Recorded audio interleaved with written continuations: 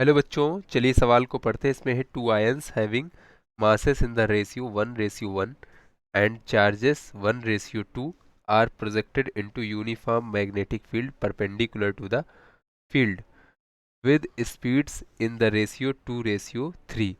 The ratio of the radii of circular paths along which the two particles move is।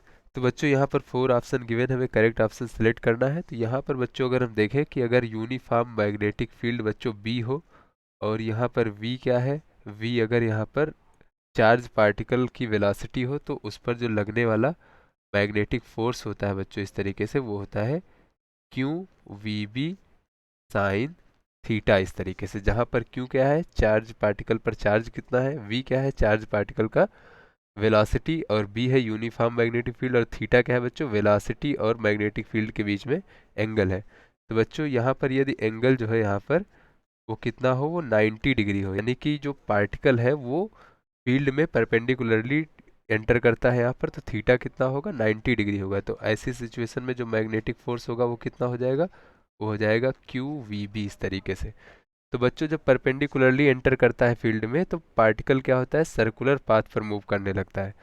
तो ऐसे में बच्चों वहाँ पर सर्कुलर पाथ पर मूव करने के लिए जो रिक्वायर्ड सेंट्रीपिटल फोर्स होता है बच्चों, उसका वैल्यू कितना होता है, mv² डिवाइड बाई आर। वो किससे मिलता है, इस मैग्नेटिक फोर्स से मिलता है बच्चों यहाँ पर। तो ये रिक्वायर्ड सेंट्रीपिटल फोर्स जो हो जाएगा वो मैग्नेटिक फोर्स के इक्वल हो जाएगा। तो यहाँ से बच्चों देखें तो एक वी से एक वी कट जाएगा, और यहाँ से अगर हम रेडियस की बात करें बच्चों, सर्कुलर पाथ की रेडियस आर कितना हो जाएगा, ये हो जाएगा mv divide by Q B इस तरीके से यहाँ पर। ये बच्चों यहाँ पर सर्कुलर पाथ का रेडियस मिल गया।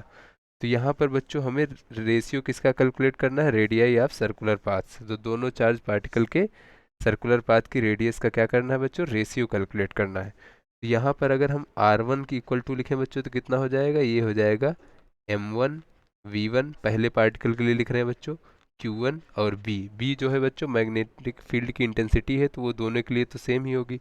इसी तरीके से अगर हम R2 लिखें यहाँ पर, R2 इक्वल टू दूसरे पार्टिकल के लिए तो हो जाएगा M2V2 डिवाइड बाय Q2B।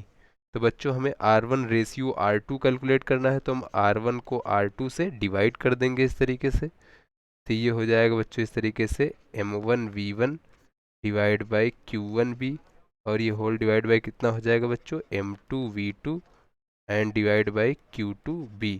तो बच्चों ये B से B तो कट जाएगा, और यहाँ पर हमें मिल जाएगा M1 डिवाइड बाय M2, उसके बाद बच्चों इनटू में V1 डिवाइड बाय V2, और इनटू में बच्चों यहाँ पर ये हो जाएगा Q2 डिवाइड बाय Q1 इस तरीके से।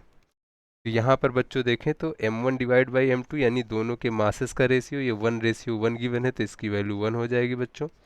उसके बाद V1 डिवाइड बाई V2, ये इनके स्पीड्स की रेशियो है बच्चों यहाँ पर। तो ये यहाँ पर गिवन है हमें, स्पीड का रेशियो कितना गिवन है, 2:3, तो ये हो जाएगा 2/3।